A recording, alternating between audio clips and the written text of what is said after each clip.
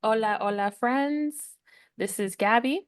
This is Sophia. And this is Sonia. Welcome back to the Señora Power Podcast, where we're chatting about señoras and their strategies. Today, we're adding to the conversation about church señoras with the story of Josefa Serna, a woman who is not an activist or a leader, but whose devotion to her family, expression of faith, and strategies of survival make her a key part of the señora community. Most of the information we'll be using today comes from the Josefa Serna papers at UCLA's Chicano Studies Research Center, as well as an article written by Serna's granddaughter and an interview with one of Señora Serna's family members. We talk a lot on this podcast about women who were the exception to the rule, and today we're going to be talking about a woman who lived an ordinary life. She was ordinary like many señoras in our lives would like to be called ordinary. She was a pillar in her family, someone who survived steadily in the face of life challenges, someone whose legacy is señora power. We talk a bit in this episode about whether Señora Serna would have wanted or not wanted some things. It's important to clarify that, especially for our señoras who have passed on, we don't know with certainty what they would have wanted. But when we say these things, we say them with a desire to grow closer to the women who have gone before us in our community. We speak with some hopeful conjecture, but never with the intention to change the stories of their lives. A ti te dedico mis versos, mi ser, mis victorias. A ti mi respeto, señora, señora, señora. Josefa Serna was born in 1911 in Coahuila, Mexico. In 1922, at age 11, she arrived in Los Angeles along with her family, her mother, brother, and sister. She married another Mexican migrant, Teodoro Serna, from Zacatecas, Mexico. And later in 1961, Josefa became a U.S. citizen. After becoming a citizen, her granddaughter writes that Josefa voted in every election and was a devoted supporter of JFK. This biographical information can be found in Dr. Laura Serna's scholarly article about her grandmother, cited in the show notes. Dr. Serna emphasizes that her grandmother's penchant for collecting is what motivated her to donate her grandmother's materials. They are the material proof of an ordinary life in East LA. You can see in her collection also that she was highly respected in her family. She helped raise not only her children, but some of her grandchildren and great-grandchildren. She kept all of her family's documents, all of the Christmas cards, birthday cards, everything they sent her, and almost nothing about herself. Señora Serna was a very mysterious figure to us before being able to talk to her family member, before being able to read an article about her. Um, her own paraphernalia is about her family, and I think that is pretty typical of the señora that we profile. She was also quite respected in her own community, and we'll get into that in a little bit as well. But seeing as Josefa might have wanted to be understood as a regular señora from East LA, I was wondering what you both think of this quick overview of her life. Do you think Señora Josefa's status as a first generation immigrant, so the first person, one of the first people in her family to move to the US, impacted her survival strategies? I think yes. Yes, because there's this prevailing concept for immigrants, especially first-gen immigrants, to hold on really tightly to papers, to photographs, to anything that can sort of document their life. Obviously, she didn't have a social security card for the first 40 something years that she was in the US. And so I think in a lot of ways, holding on to hers and other community members' documents is a survival strategy, is a form of like backup, is literally like a form for safekeeping, right? It reminds me a lot. I teach Under the Feet of Jesus by Elena Maria Viramontes. And a big part of that novel is how the documents, their doctors' documents, obviously their social security, but also their informal documents, their driver's license, those are all kept under a statue and like very safely guarded and literally a statue of Jesus, right? And it reminds me of Señora Josefa and the way that one of her strategies was to safeguard these forms, these documents, these photographs that can be used, maybe not like in a court of law exactly, but definitely within social settings and to prove, that they belonged here, that they had lived there for a while, that they were part of the community. Yeah, like Sonia was saying, it's a kind of documentation, right? Where sometimes documentation does not exist or does not exist in the traditional way. It's a form of creating one's own narrative in a way that other people are not invested in doing most of the times, especially as first generation immigrants, right? So I think that Señora Serna's archive was super interesting, as Gabby was saying, because it was kind of like a puzzle. There's all sorts of pictures of family members there that we had to kind of like make sense of and figure out who they were. But the act of keeping all of these things is just a way of validating how extensive the community is and how important that kind of like intrapersonal relationships are to keep that community going. So it's definitely a survival strategy. The other thing it reminds me of too, have y'all read Telling to Live, the Latina testimonial sort of collection by the Latina feminist group in the 1990s? They came up with this concept called papelitos guardados. And for them, it's like protected documents, it's hidden documents. A lot of times they're like writings that women would keep sort of tucked away. And so they kind of perceive them as testimonials. And I think what Señora Serna and then Dr. Serna are sort of asking us to conceive of with the archive is some kind of papelito guardado, right? Something that is safe, something that is a memory, and something that adds to a sort of textured everyday experience, a sort of testimony to being alive, to existing, to surviving. Yeah, I mean, speaking to that, Sonia, I know when we talked to Señora Serna's family member, and also even reading the article that Dr. Serna wrote, like her daughter wrote, it's really about preserving the life items of someone who can just testify to a working class life as well. And, I think that's kind of also the legacy of a señora like Josefa Serna, which is to say that a lot of the times history is about people with money and power, people who are part of a ruling group.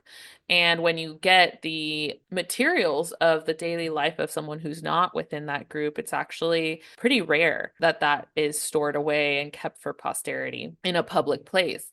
So that's, I mean, also a form of survival, that her story is a way for a working class Mexican East LA history to survive. That's a story of survival and a strategy of survival. In the end, her collecting habits became a way for this history to live on. So we can zoom into a little bit of Señora Josefa's religion. She took strength and solace in her religion. She was Catholic and a very big fan of the Pope, specifically John Paul II.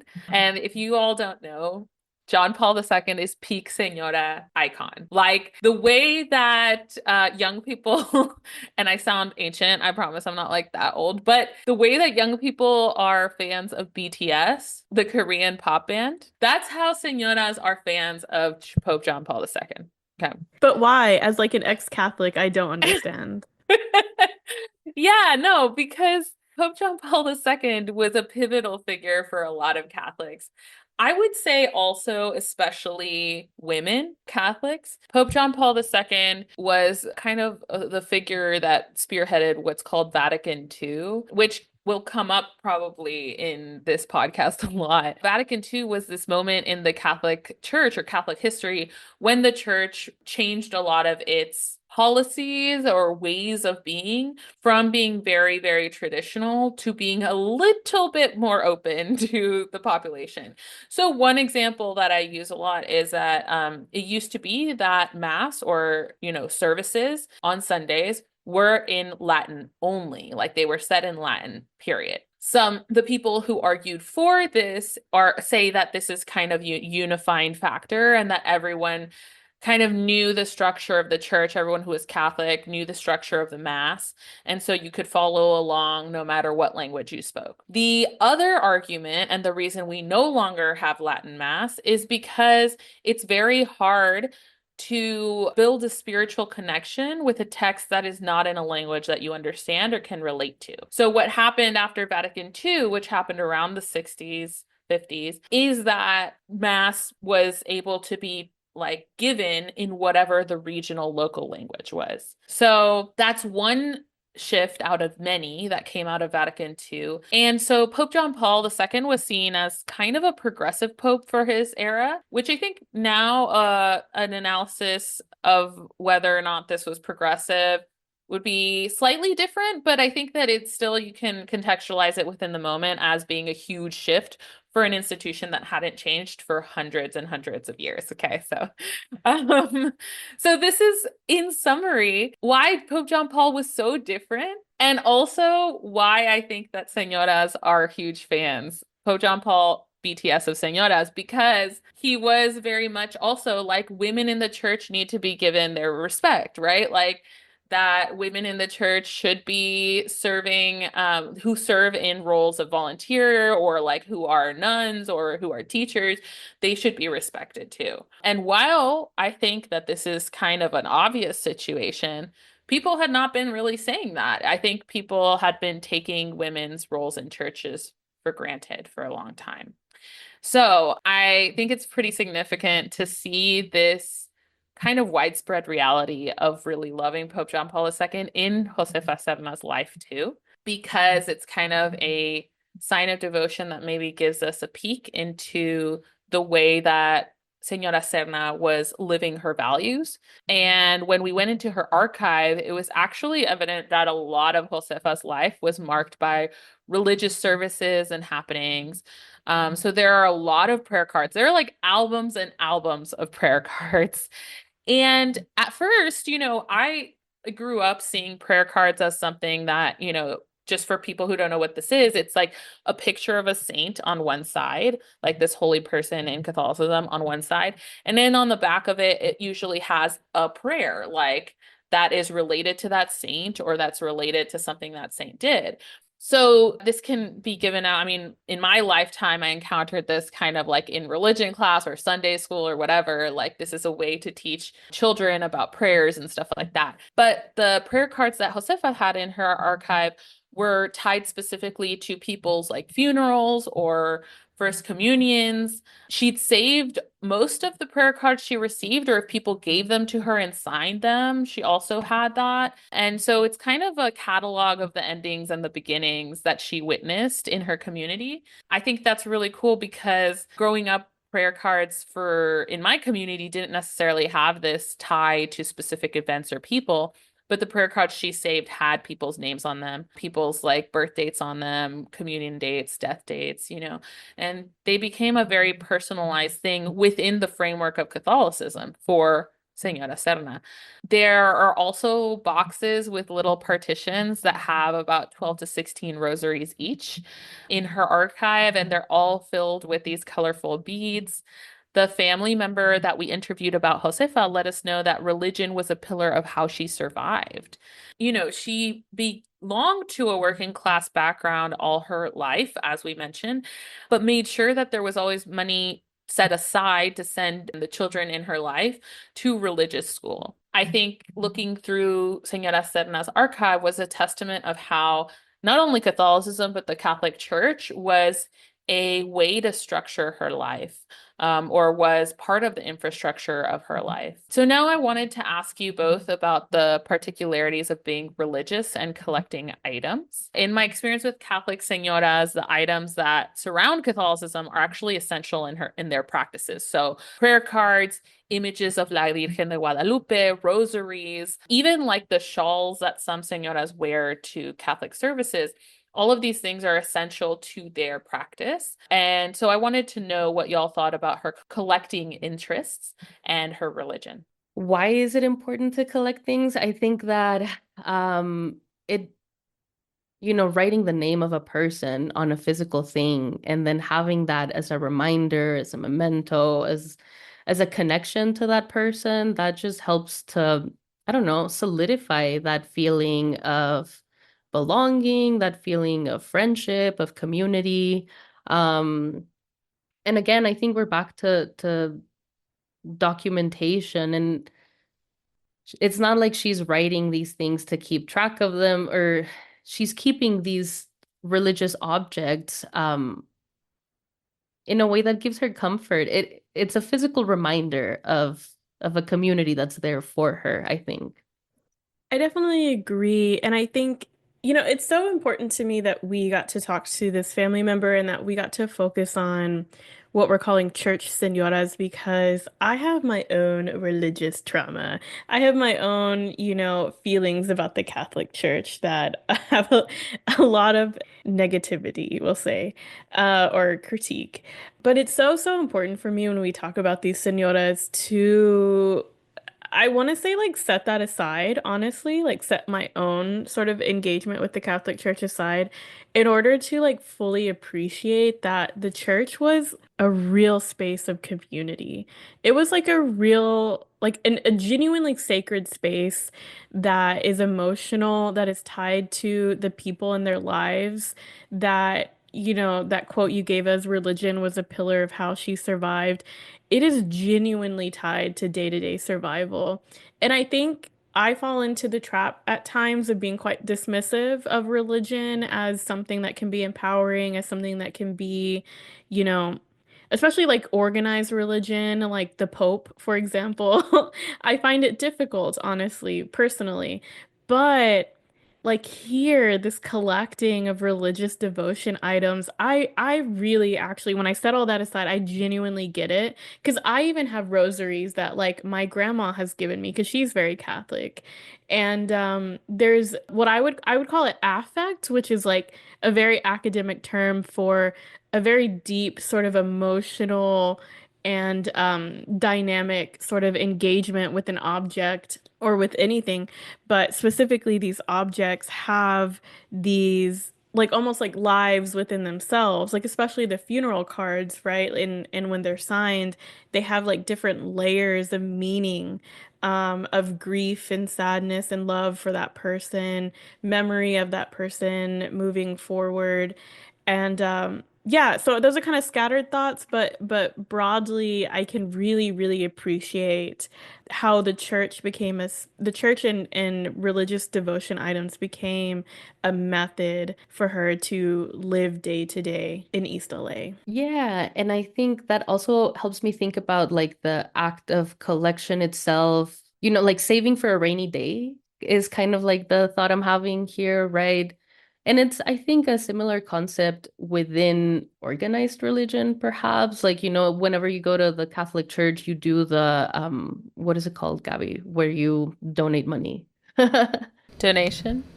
Doesn't it doesn't it have like a specific Tithe. Collection. It's a tithe. collection? I think tithe is like technically the correct word. However, it's used mostly in Protestant spaces or Oh my God. sorry, or Catholic churches that are like mostly Anglo. Anyway, the end. Bye. And I think, that's kind of the idea, right? Like you donate to the church's collections in order to save up for a rainy day. I think that also translates to some of our señoras' personal spaces, in the sense of like, it's not just a reminder that she went to the funeral. It's, a reminder of the community member. It's memories for a rainy day, if that makes sense. It does make sense. And I'm thinking specifically of my late mom here because she would always talk about tithes as a future-oriented act. It's like you're giving a tithe in order to bless your future income so that you'll have more income. Like is kind of the thought process, at least that she had and that she taught me. And so I 100% understand what you're saying about these prayer cards, for example. It's a documentation of the past, but it's also investing in a future. Yeah, that's kind of what I was thinking. Yeah. That's so great. And also so beautiful. I think that Sonia, you mentioned before about feeling a lot of emotions, many of them negative around Catholicism or just organized religion. And I think that some of our listeners may relate to that. But it's true that it's also just a reality. A lot of people, and specifically in our community, a lot of Mexican American people or Mexican people find solace and survival in the Catholic Church. And I want to highlight the fact that there's the institution of the Catholic Church, where, we bring up the Pope because that's kind of like the figurehead of the most institutionalized version of Catholicism. And then there's also the people in the church, be them priests, nuns, or whatever, who are working directly with people. They can go any which way, just like humans can go any which way. But it's worth it to note that those people have in the past committed horrific abuses and also have in the past, in Latin America specifically, laid their lives on the line to make sure that people get out of war zones, to be sure that they get education they need, right? So I wanted to set this kind of historical context in here because I want to put it out there that it's kind of a complex reality of any large institution that survives like millennia, right? But also wanting to connect to a larger picture of Catholicism. In LA, Pew Research Center study found that in 2014, 73% of Catholics in LA were Latinos. So that's a huge majority of Catholics in LA being Latinos. And 55% of all LA Catholics were women. So that's slightly above half. But I think that when we look at the texts about Catholicism among the Latinx community, many practicing Catholics are women, as in that many of the people you'll see in church are women and who are very involved in church life are women. This has been also studied in the 20th century and shown to be very much the case that women can reach levels of leadership among volunteer positions that they weren't able to do so outside of the church space. The amount of Catholicism among Mexican American and Latinx populations in LA around the 1960s was also very high. During this time in which Señora Serna was living in the East LA area, tensions between Mexican American communities and the church were also very intense. There was a split within the Mexican American community, with some staunchly standing on the side of institutionalized religion, while others wanted to challenge the Catholic Church to support Chicano rights and become more progressive. Out of this movement, the activist and political group Chicanos por la Raza was formed in 1969. We can safely assume that Señora Josefa was not leading the charge in these efforts, but she was part of the Latino Catholic community during these times. The turmoil of Chicano Catholicism only mirrored the political changes of the civil rights movements in the 20th century. As in the case of Houston Mexican Catholics, Los Angeles Catholics of Mexican descent faced discrimination and disdain from Anglo and European Catholics in LA throughout the 20th century. In the late 19th century, a concerted effort was made to remove any Mexican traditions from Catholic Church practices in the then Diocese of Los Angeles. In the early 20th century, segregation was alive and well in church services as Mexican descendant Angelinos attended Mass at their own churches, separate from white people, or even, any other race or ethnicity of Catholic. One such church that served Mexican communities was the Catholic church in the Placita on Olvera Street called Nuestra Señora de Los Ángeles Church. There, John F. Kennedy visited in 1960 before the election that would name him president. We can imagine that Señora Serna was excited about this visit, maybe even attending herself. She was a fan of JFK. To learn more about the church at La Placita, you can actually read the relevant chapter in The Making of American Catholicism, Regional Culture and Catholic Experience by Michael J. Pfeiffer. But going back to Josefa, her archive holds evidence of her devotion to the Kennedy family, with a record titled Tributo a Roberto F. Kennedy, or Tribute to Roberto F. Kennedy, corrido-style song that recalls RFK's life and feats. So John F. Kennedy's brother, RFK, who was also assassinated at a very young age during his political career. And this song in the corrido style, for those listeners who don't know, the corrido style is a style of music that has a huge and rich history, and I suggest you look it up. But in brief, it originated in the north of Mexico and was largely a style of music that was born during the revolutionary period in Mexico, so 1910s, 19 teens. And it was made to kind of highlight the deeds and the feats of individuals who were trying to be made into heroes, basically. So people during the Revolutionary Wars who were seen as leaders, when they would die, especially, these songs would be written about them to kind of unify people under their cause, even after their deaths.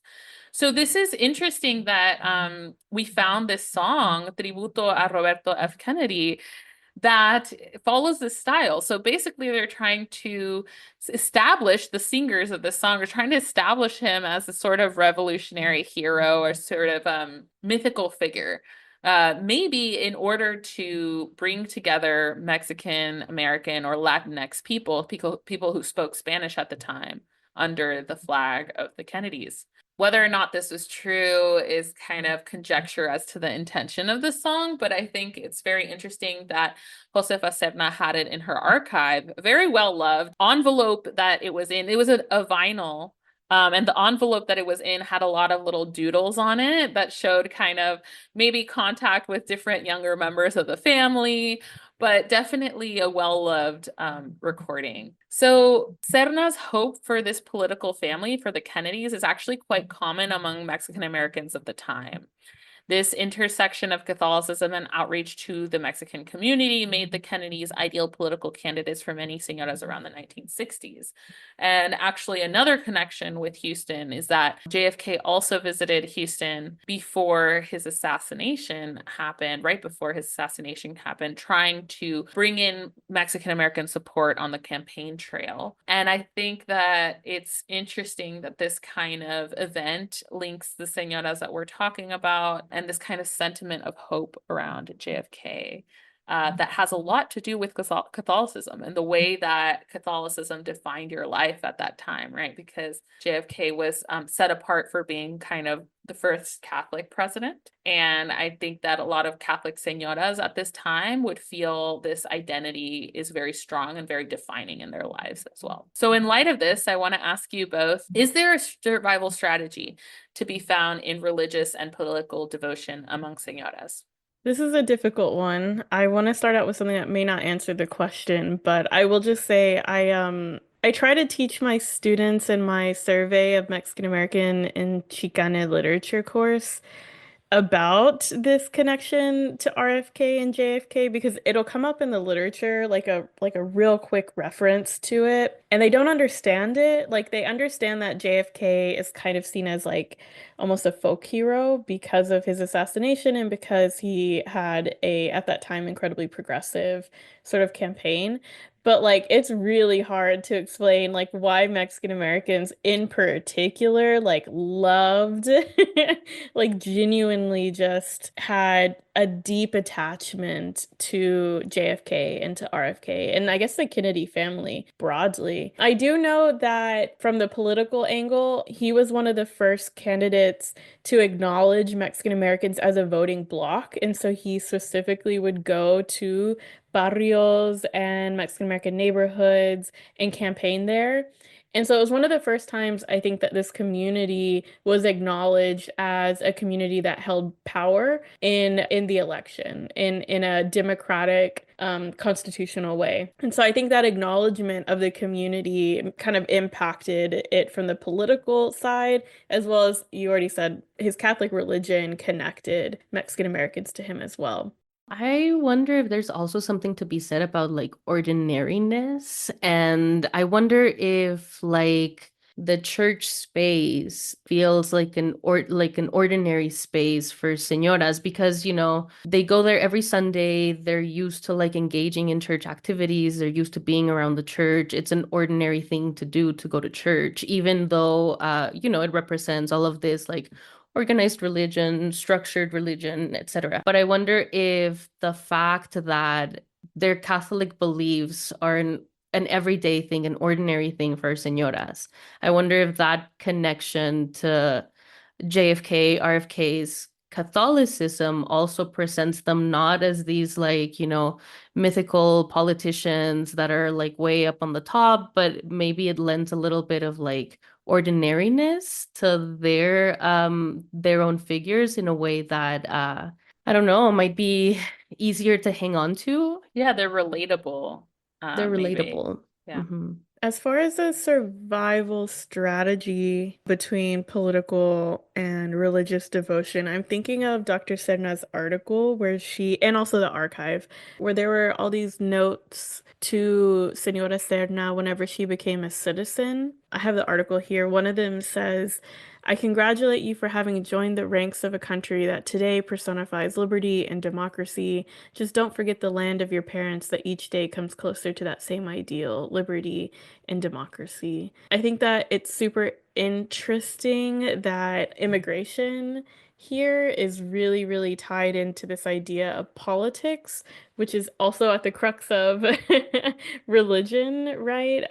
As she's voting for a Catholic president. And it's sort of like a part of the naturalization process for her to be able to take part in voting and joining the ranks, as this person left her this note. It's a very, I think, idealistic version of voting. I think in our present moment, we're in a disillusioned moment around what voting means and what voting actually looks like. But for an immigrant at this time, when we weren't at this level of disillusionment, there was a huge investment in voting as a way of having your voice heard. I do think it's a strategy of surviving in LA. It's becoming somebody who can have a say in the way things are run. And that say is to elect somebody who represents your religious beliefs. And so I think it's a really empowering moment for Señora Serna to have these sort of like things overlapping whenever she gained citizenship and could vote. No, I think it's also kind of a hard question because specifically like devotion. I guess when I was thinking about this question, I was thinking that we see devotion in so many señoras' lives, whether it be religious or within the family or political. And I think a lot of this devotion is something that we might call idealism, not in a bad way, but in like the way that keeps anyone going, right? So like I guess I was thinking about my own devotions in my life or whatever to certain ideals that they keep me going or fighting for those ideals, fighting for those values, whether they be political or otherwise. Yeah, and I think that I see some of that in Josefa as well, the idea that she was kind of living every day for her family, expressing that devotion in different ways. And being kind of part of this church community was really important to her too. So, yes. Any last thoughts? It just makes me think of how in many señoras like living room walls, you'll see the Pope, JFK, and then their little like altarcito or like, you know, whatever other community memento. So yeah, as we're talking about here, I think all of these things are very much interconnected in our señoras' minds. I think that they also intersect with this idea of collecting things as a way to narrate one's own kind of like everyday life and give that experience in itself like power, right? Making it a powerful experience by way of collection and narration and remembering. I think so too. And I think I'll just build on that with a final comment on Josefa's Señora power coming from her devotion, maybe to set aside the politics for a bit, but to think about like her friendships and how, you know, in researching Señora Serna, we learned a lot about how she took in her grandkids when they needed a home, how she helped out friends when they needed money or when they needed connections. And